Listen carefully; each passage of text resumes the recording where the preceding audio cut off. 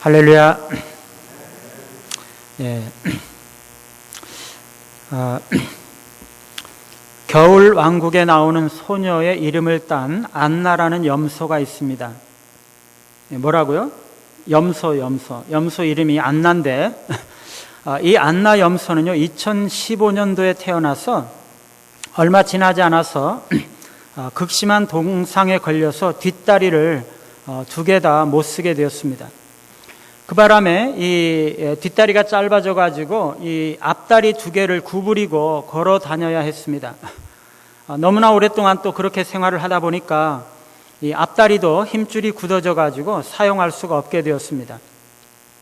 이 안나 염소의 전 주인은 그렇게 되도록 안나를 돌보지 못하다가 작년 11월경에는 그를 입양 보내고 싶어 했습니다. 그의 수의사가 이 소식을 듣고 그를 돌봐줄 한 가정을 소개해 주었는데 유어스 부부였습니다. 유어스는 뉴욕에서 소방관을 하던 사람이었는데 9.11 테러 당시에 이 현장에 투입이 되어서 일을 하다가 동료 10명을 잃고 그 충격과 트라우마로 인해서 심장마비를 겪고 스텐트 시술을 받았던 사람입니다. 그래서 이 일로 인해서 그는 도시 생활을 접고 내 자녀와 장인 장모님을 모시고 시골 농장에 가서 살게 되는데, 거기서 식용으로 팔릴 이 위기에 처한 동물들을 데려오기 시작했습니다. 먹기 위해서나 팔기 위해서가 아니라 본인의 역경을 딛고 일었었던 그 경험 때문에 그들을 입양해서 반려동물처럼 키우기 위해서입니다. 이 유어스 부부는 내 다리를 잃은 염소가 있다는 이야기를 듣고 보지도 않고 입양하기로 결정하고 농장으로 데려왔습니다. 처음에 이 안나 염소가 농장에 왔을 때는 운동을 못해서 살이 많이 찌고 몸을 움직일 때마다 숨을 아주 가쁘게 쉬었고 의욕이 없었고 사람들을 무서워해서 가까이 가기만 하면 피했습니다. 그런데 유어스 부부가 사랑을 주면서 돌볼 때 안나의 신뢰를 얻게 되었습니다. 이 유어스 부부는 염소에게 의족을 만들어주기 위해서 여러 군데 연락했지만 반려동물이 아니기 때문에 안 된다 했는데 결국에 한 군데에서 도움을 주어서 의족을 만들 수가 있었습니다.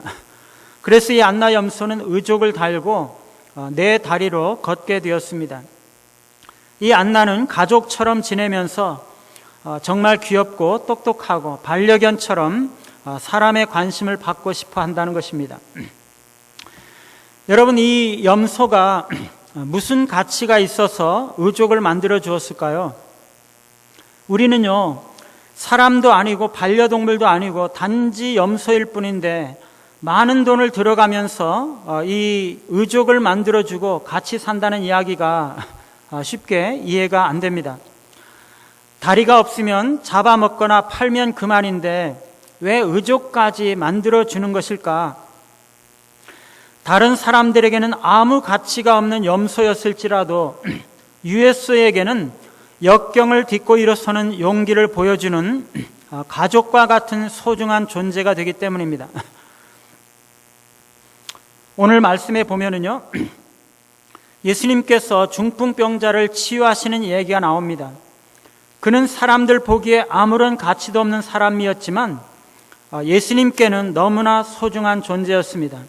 그는 예수님이 어떤 분이신지를 잘 드러내주는 그런 사람인 것입니다. 오늘 말씀을 통해서 여러분들이 예수님을 만나시기 바라고 예수님이 어떤 분이신지를 깨닫게 되기를 바랍니다. 오늘 말씀 1절에 보면 예수님께서 가버나움에 들어가셨다고 말합니다. 이 가버나움은 갈릴리 바다의 북쪽 연안에 있는 마을인데 예수님께서 공생애를 시작하시면서 그 전에 나사렛에서 사시다가 공생애 시작하시면서 이사 오셔서 사신 곳이 바로 이 가버나움입니다. 여기에 회당이 있고 예수님께서 그 사역을 하실 때 회당에서 가르치시고 더러운 귀신을 내어 쫓기도 했습니다. 베드로와 안드레가 이 가버나움 사람들인데 예수님은 그들을 제자로 부르셔서 여러 마을을 돌아다니시면서 전도하시고 병자들을 고치시기도 하셨습니다. 그래서 예수님께서 열병으로 고생하는 시몬 베드로의 장모를 고치시고 또 많은 병자들을 고치시기도 하셨던 것이 이 가버나움입니다. 그래서 예수님께서 제자들과 함께 다른 마을로 돌아다니시면서 전도하시다가 다시 가버나움에 들어오시자 아마도 시몬의 장모의 집일 것이라고 생각이 되는데, 예수님이 집에 계시다는 소문이 들려서 사람들이 문 앞에까지라도 들어설 자리가 없도록 많은 사람들이 모이게 되었습니다. 아마도 이때도 사람들은 예수님께서 병을 고쳐주실 것이라고 기대하고 모였을 것입니다. 예수님께서는 거기서 도를 말씀하시고 계셨습니다. 그때 사람들이 중풍병자를 메고 예수님께로 왔습니다. 중풍병이란 뇌의 혈관이 막히거나 터져서 뇌의 기능이 장애를 받기 때문에 흔히 팔다리에 마비가 오는 그러한 병입니다. 입이나 눈이 삐뚤어지기도 하고 이 팔다리가 마비되어서 식구들이 먹여주어야지 먹고 안 먹여주면 굶고 어디를 가고 싶어도 혼자 갈 수 없는 그런 사람이었습니다. 혼자 걷지도 못하고 혼자 움직이지 못하기 때문에 항상 침상에 매여서 지내었던 사람이 이 사람이었습니다. 그런데 이 사람을 예수님께 사람들이 데리고 온 것입니다. 친구들이 중풍병자를 침상째 그 집에까지, 예수님 계신 그 집에까지 데리고 왔지만 사람들이 너무 많아서 그를 예수님 앞으로 데려갈 수가 없었습니다. 그들은 궁리하다가 지붕 위로 올라가서 지붕의 기와장을 뜯어내고 그 구멍으로 예수님 앞으로 침상째 달아내렸습니다. 예수님은 그들의 믿음을 보시고 이 중풍병자의 죄를 사해 주시고 병에서 노임을 받게 하셨습니다. 여러분, 이 사람은요, 중풍병이라는 것 때문에 평생 하나님께 감사했을 것이라고 생각하지 않습니까? 그는요, 중풍병이 아니었으면 아마도 예수님을 만나거나 바라보거나 전혀 알지도 못한 채로 살다가 죽었을지 모릅니다. 중풍병이 없었더라면 그는 갈릴리 바닷가에서 평생을 고기나 잡으면서 살았거나 아니면 갈릴리 언덕에서 양떼나 키우면서 살았을 것이고, 그리스도께로 오지도 못하고 내 죄 사함을 받았느니라 하는 예수님의 말씀도 듣지 못했을 것입니다. 중풍병은 참으로 그에게 큰 복이었습니다. 그는 인생의 고난을 당하는 것 때문에 예수님을 만났고 큰 은혜를 입었던 것입니다. 여러분, 내가 어떤 불행을 당했어도 그것이 나에게 오히려 득이 될 수 있다는 것입니다. 많은 성도는요, 고난당하는 것이 내게 유익이라 이로 인하여 내가 주의 윤례를 배우게 되었나이다, 이렇게 고백하는 사람들입니다. 여러분, 세옹지마라는 고사성어를 다 아시죠? 귀한 재산이었던 이 어떤 노인의 마을이 국경을 넘어서 오랑캐 땅으로 달아나자 이웃들은 노인을 위로했지만 노인은 속상한 기색이 하나도 없이 오히려 이 일이 복이 될지 누가 알아요? 그렇게 말했습니다. 몇 달 뒤에 그 달아났던 마을이 암말 한 마리와 여러 마리의 망아지들을 데리고 돌아왔습니다. 그때 이웃들은 노인을 축하하면서 노인에게 축하의 말을 전했지만 노인은 시큰둥한 어조로 축하는 무슨, 이 일이 도리어 화가 되지 않는다고 어떻게 보장하겠소? 그렇게 말합니다. 얼마 후에 노인의 아들이 암말을 타고 달리다가 말에서 떨어져서 부상을 당하게 되자 사람들은 안타까워서 노인을 위로했지만 노인은 누가 아오? 이 일이 오히려 복이 될지, 다음 해 국경 너머에서 오랑캐들이 쳐들어와서 요새의 병사들과 모든 젊은이들을 징집해서 전쟁에 나가서 대부분 전사하거나 행방불명이 됐지만 노인의 아들은 다리를 절었기 때문에 소집의 면제를 받아서 무사할 수가 있었습니다. 여러분, 이 세상에 염소가 얼마나 많습니까?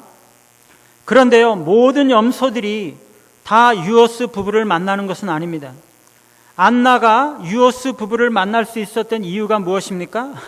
네 다리를 잃었기 때문입니다. 수많은 염소들 중에서요, 네 다리를 잃었기 때문에 유오스의 부부를 만날 수가 있었던 것입니다.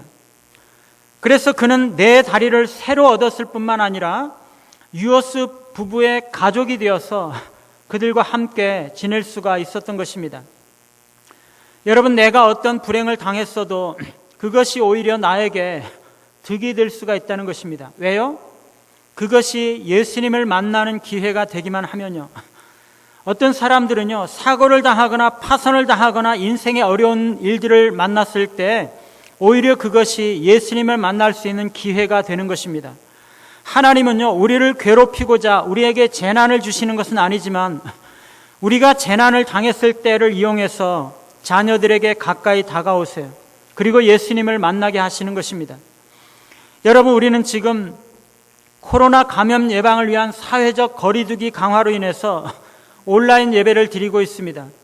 이것이 신앙적으로 우리 개인과 교회에 너무나 큰 어려움이지만 오히려 이 일이 우리 각자와 교회의 유익이 되고 주님께 더욱 가까이 나아가는 계기가 되기를 바라는 것입니다.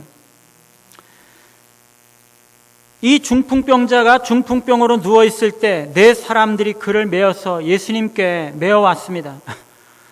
여러분이 예수님을 믿기 위해서 누가 전도를 했습니까? 모태신앙인 사람들은 부모가 전도를 했다고 말할 수 있겠죠. 저는 대학교 때 저를 전도했던 친구와 선배가 있습니다. 너무나 감사한 일이죠. 그런데 오늘 이 중풍병자에게는 좋은 친구들이 있었습니다. 이 중풍병자는 정말 그 좋은 친구들로 인해서 복을 받은 사람입니다. 그 친구들은 정말 중풍병자의 영혼과 인생에 대해서 관심을 가졌습니다.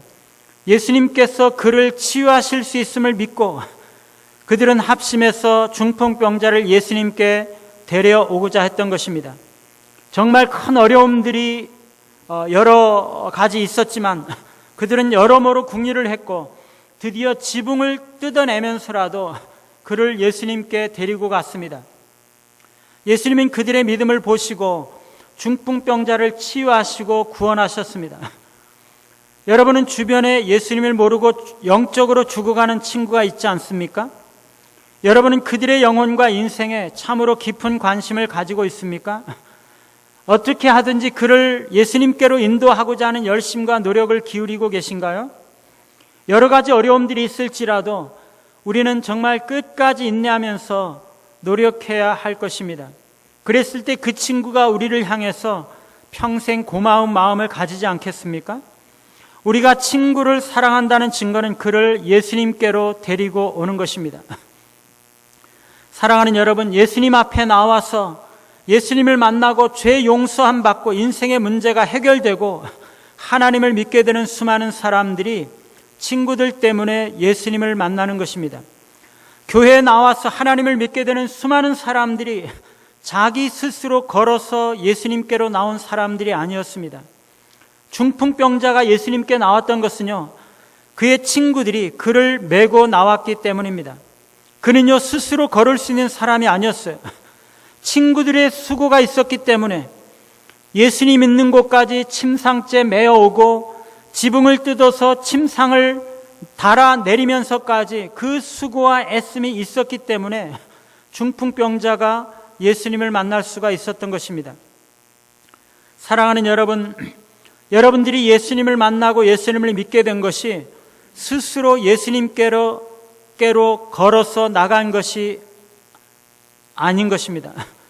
여러분, 우리는요, 우리가 어디로 걸어가야 하는지 알지도 못하고 우리 힘으로 스스로 걸을 수도 없는 그런 사람들이었습니다. 누군가 다른 사람들이 우리를 예수님께로 데려가지 않았더라면 우리는 결코 예수님께로 나아가야 하는지도 알지 못했고 우리 발로 예수님을 향해서 걸어갈 수도 없는 사람들이었습니다. 여러분, 우리가 이것을 기억해야 합니다. 우리가 맨 처음에 교회에 나오게 된 것이, 그리고 우리가 예수님을 만나고 예수님을 믿게 된 것이 우리의 능력이나 우리의 노력으로 된 것이 아니라 우리의 친구와 주변에 있는 우리를 사랑하는 수많은 사람들이 우리를 위해서 얼마나 많이 기도하고 눈물과 수고와 노력을 들여야 했는지 우리가 그것을 알아야 하는 것입니다. 우리가 그것을 알 때 내가 알지 못하는 사이에 하나님께서 많은 은혜를 베풀어 주셨구나, 우리가 그것을 알게 되는 것입니다. 예수님은요, 중풍병자를 향해서 작은 자야 부르고 계십니다. 이것은 그를 멸시하는 뜻이 아닙니다. 그것은 오히려 중풍병자의 생각을 드러내는 것입니다. 이 중풍병자는요, 팔다리가 마비되어서 늘 침상에 매여서 살아가면서 자기는 아무짝에도 쓸모없는 사람이라고 생각하고 있었습니다. 예수님께서 작은 자야 라고 부르시는 것은 너는 왜 스스로 작은 자라고 생각하느냐, 그런 뜻입니다. 너는 왜 중풍병으로 인해서 너의 인생에 언제나 열등감을 가지고 있느냐, 그런 뜻입니다. 내가 가지고 있는 과거의 경험으로 인해서, 신체적인 어려움들로 인해서 평생에 나는 안 돼, 어쩔 수가 없어, 불행해, 그렇게 비관하고 살아가고 있는 사람들을 향해서 예수님께서는 우리 안에 있는 잘못된 열등감들을 치유하시기를 원하신다는 것입니다.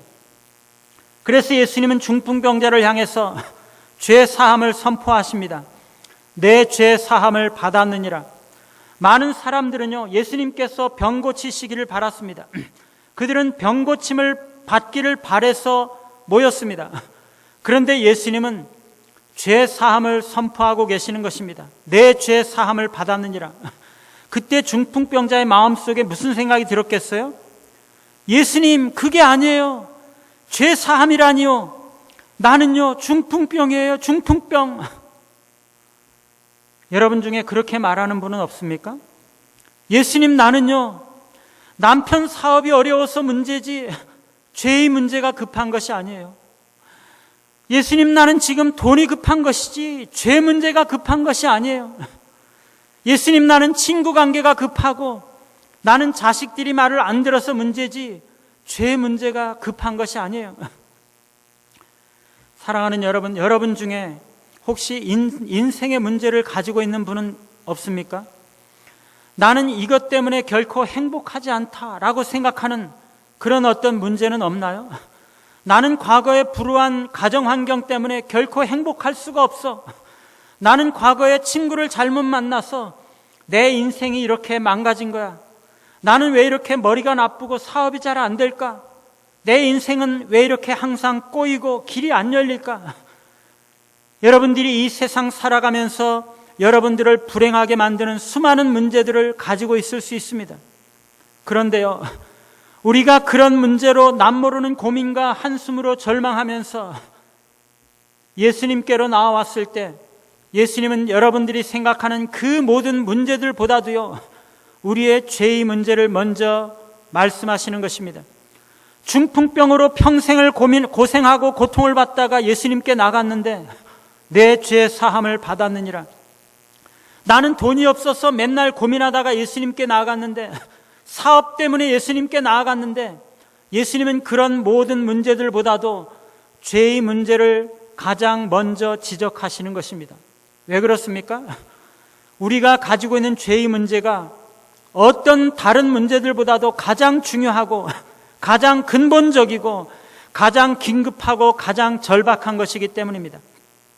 사랑하는 여러분, 우리 안에 있는 죄의 문제가 해결되지 않은 채 우리는 결코 행복할 수가 없습니다. 여러분들이 가지고 있는 어떤 문제들보다도요, 죄의 문제는 가장 본질적인 문제인 것입니다. 어떤 사람은요, 과거에 죄를 짓고 나서 10년, 20년 동안 늘 그 죄에 매여서 끌려다니며 삽니다. 이 중풍병자가 맨날 누워서 있던 그 침상과도 같이 그런 것들에 매여서 평생 동안 그렇게 종노릇하는 사람들이 있다는 것입니다.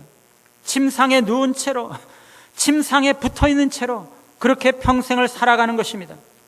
사랑하는 여러분, 이 중풍병자는요, 자기는 평생 중풍병 때문에 내 인생이 불행하구나 생각하면서 살아왔는데요, 예수님이 그를 보시는 순간 소자야 안심하라. 안심하라는 말은 마태복음에 나와 있어요. 내 죄 사함을 받았느니라. 그 말씀하시는 것을 듣는 순간 깨달았습니다. 아, 내 인생의 근본 문제가 중풍병이 아니라 내 죄의 문제였구나. 그러면서도 자기가 과거에 지었던 그 더러운 죄, 지금까지는 아무에게도 이야기하지 않았고 다른 사람은 아무도 모르는 그 죄가 내 자신의 인생을 불행하게 만들었구나, 그것을 깨닫는 것입니다. 그래서 예수님께서 내 죄가 용서되었으니까 이제 안심하라 말씀하실 때 그 중풍병자의 마음속에는 한없는 회개와 감사의 눈물이 흘렀던 것입니다. 사랑하는 여러분, 우리가 어떤 인생의 문제를 가지고 있건, 우리가 어떤 죄의 문제를 가지고 있건, 우리가 지금 이 자리에 나와서 우리에게 이제는 안심하라고 말씀하시는 하나님의 말씀을 듣고 있다면 이제는 우리는 안심해도 되는 것입니다. 우리의 죄가 용서될 때 우리는 안심할 수가 있는 것입니다. 예수님께서 말씀하실 때 거기에 한 부류의 사람들이 있었습니다.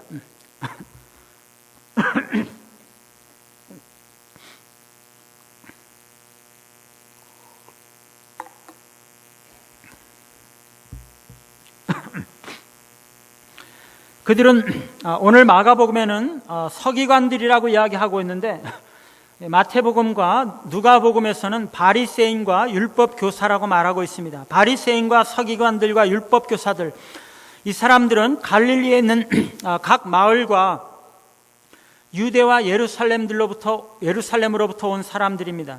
숫자적으로 꽤 많았는데 이들은 신분이 꽤 있는 사람들이었습니다. 이 사람들은 무엇 때문에 예수님께서 가르치시는 그 자리에 지금 앉아 있습니까? 그들은 예수님의 가르침을 받고자 하는 것이 아니었습니다. 혹시 그들이 예수님의 병 고치는 능력이 나타남으로 인해서 자신이나 친척들이나 친구들이 질병을 치유받고자 하는 그런 관심이 있었던 것도 아니었습니다. 그들은 가르침을 받고자 했던 것도 아니고 고침을 받고자 했던 것도 아니라 단지 예수님을 트집 잡기 위해서 그 자리에 있었던 것입니다. 그들은 마음속에 예수님 하시는 말씀을 듣고 이 신성모독하는 자가 누구냐? 오직 하나님 이외에는 누가 능히 죄를 사하겠느냐? 그렇게 말했습니다. 그들은 예수님을 비난하고 고소할 건덕지를 찾기 위해서 그 자리에 앉아 있었던 것입니다. 여러분, 예배의 자리에 앉아 있는 모든 사람들이 다 하나님의 말씀을 듣고 있는 양들이 아닙니다. 그들은 신약이나 구약을 먹어야 하는데 독약을 잘못 먹고 DNA가 바뀌어서 염소가 되어서 앉아 있는 것입니다. 그들은 말씀 아래 있지 않고 말씀 옆에 앉아서 무슨 말씀을 하나 구경을 하고 설교자의 말과 행동을 이러쿵저러쿵 비판을 하고 염탐하기 위해서 앉아 있는 것입니다. 혹시 여러분들 가운데 설교 시간에 여러분들에게 이 설교가 영적인 양식이 되지 않고 여러분들을 조명하고 치유하는 것이 되지 않고 설교가 어떻고 길고 지루하고 고리타분하고 어떻고 저쩌다 이렇게 생각하고 있는 사람들은 없습니까? 여러분은 지금 가지 말아야 할 길을 가고 있는 것이고 밟지 말아야 할 그 땅을 밟고 있는 것입니다. 속히 그 자리에서 나와야 합니다. 여러분은 설교의 옆에서 설교를 평가하는 자가 아니라 설교의 밑에 서서 설교를 듣는 자가 되어야 하는 것입니다. 그것이 여러분의 영혼을 살리는 길이고 교회를 살리는 길입니다. 예수님은요, 그들의 마음을 아시고 그들에게 내 죄 사함을 받았느니라 하는 말과 일어나 내 상을 가지고 걸어가라 하는 말 중에 어느 것이 더 쉽겠느냐라고 물어보셨습니다. 여러분, 어느 것이 더 쉽겠어요? 여러분들에게는 다 쉽겠죠, 그렇죠? 내 죄 사함을 받았느니라, 일어나 걸어가라, 얼마나 쉬워요, 그렇죠? 말로만 하는 것이라면 어느 것이나 다 쉽습니다. 그런데 서기관들에게는 어느 것이 더 쉬울까요? 둘 다 어렵습니다. 불가능합니다. 죄를 용서하는 것이나 침상을 들고 걸어가는 것이 그들에게는 불가능하기 때문입니다. 여러분, 그러면 예수님께는 어느 것이 더 쉽겠습니까? 어떤 면에서 예수님에게는 둘 다 쉬운 것일 수도 있어요. 예수님은 하나님의 아들이시기 때문에 죄를 용서해 주시는 것이나 이 중풍병을 치유해 주시는 것이나 쉽게 하실 수 있는 분이시기 때문입니다. 그런데 사실은요, 그 둘 중에 내 죄 사함을 받았느니라 하는 것이 더 어려운 것입니다. 사랑하는 여러분, 예수님께서 하나님의 아들이시기 때문에 중풍병자를 치유하시는 일은 어쩌면 쉬운 일일지 모릅니다. 말씀만 하시면 되는 일입니다. 그런데 죄를 용서해 주시는 것은요, 쉬운 일이 아닙니다. 그것은요, 그냥 말씀으로만 되는 것이 아니에요. 하나님은요, 죄를 그냥 용서하실 수가 없는 분입니다. 죄는요, 그냥 말씀으로만 용서가 되는 것이 아닙니다. 죄가 용서되기 위해서는 어떻게 해야 됩니까? 하나님의 아들 예수 그리스도께서 죽으셔야 했습니다. 천지를 창조하실 때는 하나님께서 그냥 말씀으로만 창조하셨는데, 죄에 빠진 인간을 구원해 주시기 위해서는 하나님의 아들이 죽으셔야 했습니다. 죄의 값을 치러야 했던 것입니다. 우리가 죄 용서받기 위해서는 주님께서 죽으셔야 했던 것입니다. 여러분, 예수님의 십자가의 죽으심이 쉬운 일입니까? 예수님께서는 그 십자가의 죽음과 고난이 너무나 고통스럽고 힘든 것을 알고 계셨기 때문에 아버지여, 할만하시거든 이 잔을 내게서 지나가게 하옵소서, 그렇게 기도했습니다. 그렇게 하나님의 아들이 죽으셔야 했던 것이 결코 쉬운 일이 아니었던 것입니다. 여러분, 우리가 이것을 기억해야 합니다. 우리의 죄가 쉽게 용서가 되는 것이 아니라 예수님께서 십자가에 돌아가시는 엄청난 희생을 치르고서야 우리의 죄가 용서된다는 것입니다. 그러나 여러분, 주님께서 우리를 위해서 기꺼이 십자가에 돌아가셨음으로 인해서, 그로 인해서 우리의 죄가 용서받았다는 것을 기억하시기를 바랍니다.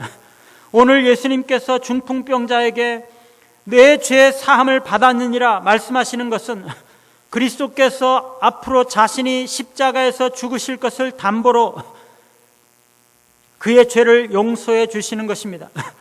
자신이 사람들의 죄를 위해서 죽으실 것이 아니었다면 그분은 지금 내 죄 사함을 받았느니라 그렇게 쉽게 말씀하실 수가 있는 것이 아닙니다. 십자가에 자신을 희생제물로 주실 분이셨기에 그분은 죄를 사하는 권세를 가지신 것입니다.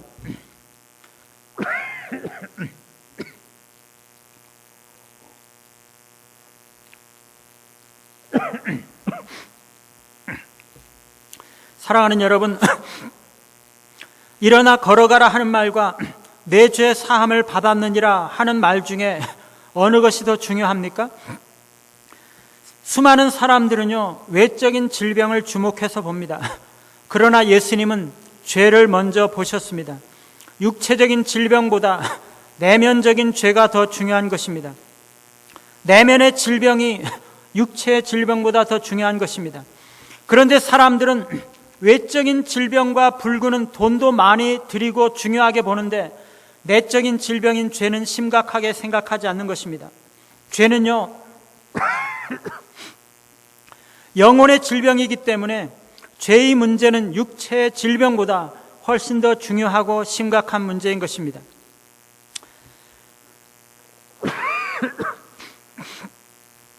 (10절에서) 예수님은 그러나 인자가 땅에서 죄를 사하는 권세가 있는 줄을 너희로 알게 하려 하노라 말씀하시고 나서 중풍병자에게 일어나 내 상을 가지고 집으로 가라 말씀하셨습니다.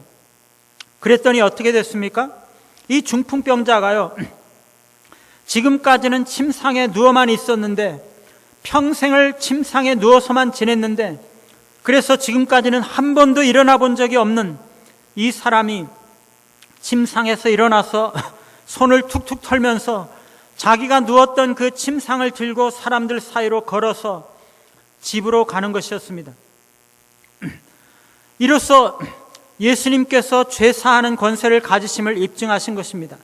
여러분, 이것은요, 하나님 이외에는 아무도 할 수 없는 일입니다. 어떤 훌륭한 목사나 천사라도 죄를 용서하시는 그리스도께 사람을 인도할 수는 있지만 그를 직접 죄를 사할 수는 없습니다. 그런데 그리스도는 자신이 직접 죄를 사하실 수 있는 권세와 권위를 가지십니다. 이것을 보고 사람들이 하나님께 영광을 돌렸습니다. 그러면서 이런 일을 도무지 보지 못했다라고 말했습니다. 사랑하는 여러분, 여러분은 지금 예수님을 보고 계십니까? 그리고 그 침대에서 일어나 걸어서 집으로 돌아가고 있는 중풍병자를 보고 계십니까? 여러분은 그것을 보면서 무슨 생각을 하고 계십니까? 사람들은요, 맨 처음에 내 죄 사함을 받았느니라 예수님이 말씀하실 때 의심했습니다. 도대체 이 사람이 무슨 헛소리를 하는 것이야, 그렇게 생각했습니다. 그런데 예수님께서 내 침상을 가지고 집으로 가라 하시는 말씀에 따라서 중풍병자가 일어나서 걸어서 나가는 것을 보면서 이제 깨닫는 것입니다. 아, 이 예수님께서 죄를 용서해 주시는 분이시구나. 그가 중풍병을 치유해 주시는 권능을 가지신 분이시구나. 순간적으로 모든 것을 깨닫게 되는 것입니다. 사랑하는 여러분, 여러분이 믿고 있는 예수님이 누구십니까? 예수님은요, 우리의 육체의 모든 질병을 치유해 주실 수 있는 분이십니다. 그분은 걷지 못하던 자에게 걷게 하셨고, 듣지 못하던 자에게 듣게 하셨고, 보지 못하던 자에게 보게 하신 분이십니다. 그는 우리의 육체를 얽어매고 있는 모든 질병으로부터 우리를 자유케 하시는 분이십니다. 그분은 우리의 약함과 질고를 지시기 위해서 이 땅에 오셨습니다. 우리가 가진 모든 인생의 문제를 해결해 주시는 분이십니다. 그러나 여러분, 우리가 알아야 할 것은 그분은 중풍병자의 병든 육체를 치유하시기 이전에 먼저 죄를 용서해 주셨다는 것입니다. 우리의 육체의 질병이 치료되고 우리의 인생의 문제들이 해결되는 것이 중요하지만, 그리고 그분이 그렇게 하시기를 원하시지만, 그분은 그것들보다도 우리 마음속에 있는 우리 영혼의 질병을 치유하시기를 원하신다는 것입니다. 우리의 죄가 먼저 용서받아야 하는 것입니다. 우리 주님은 우리의 영혼을 병들게 하는 모든 죄로부터 우리를 자유케 하시는 분이십니다. 그분은 죄사하는 권세를 가지신 분이십니다. 우리의 죄가 아무리 심각한 죄라고 할지라도 그 예수님의 십자가의 보혈로 용서하지 못할 죄악은 없다는 것입니다. 중풍병자는 그의 죄로부터 진정 노임을 받았던 것입니다. 그리고 나서 그는 질병으로부터 자유함을 얻었습니다. 사랑하는 여러분, 예수님은 우리를 얽어매고 있는 모든 것들로부터 자유하게 하시는 분이십니다. 그것이 오래된 나쁜 습관이 되었든, 이 사회 속의 제도가 되었든, 수십 년 동안 우리를 얽어매고 있었던 침상과 같은 것들로부터 우리를 해방시켜 주시는 분이십니다. 많은 사람들은요, 중풍병자의 침상과 같은 것들로 매여서 평생 동안 종로를 타면서 살아가고 있습니다. 침상에 누운 채로, 침상에 붙은 채로 그렇게 살아가고 있는 사람들이 많다는 것입니다. 형제를 이해하고 사랑하지 못하게 하는 미움에 사로잡혀 살아가는 사람들이 많이 있습니다. 좀 더 열심히 살기를 원하지만 게으름에 사로잡혀서 살아가는 사람들도 있습니다. 이 세상 명예와 재물 욕심에 매여서 사는 사람도 있습니다.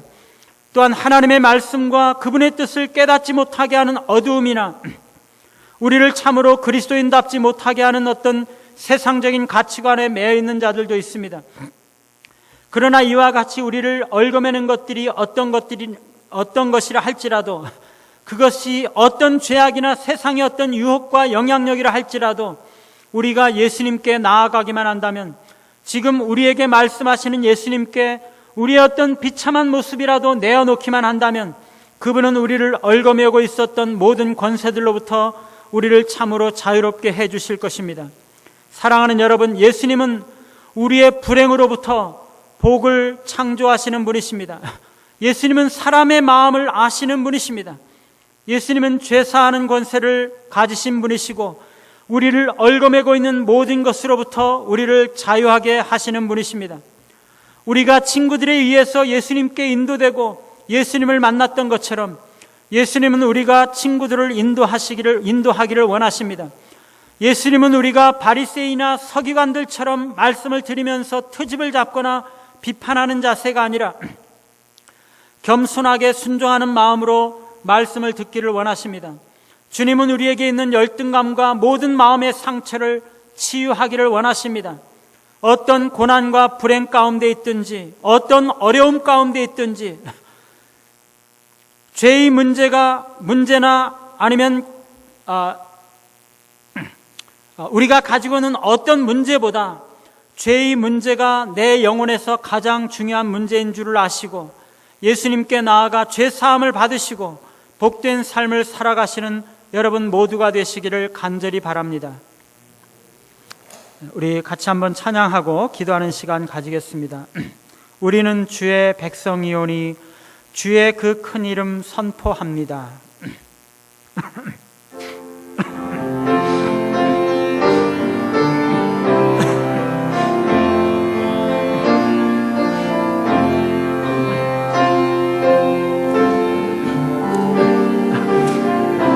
백성이 오니 주의 그 큰 이름 선포합니다.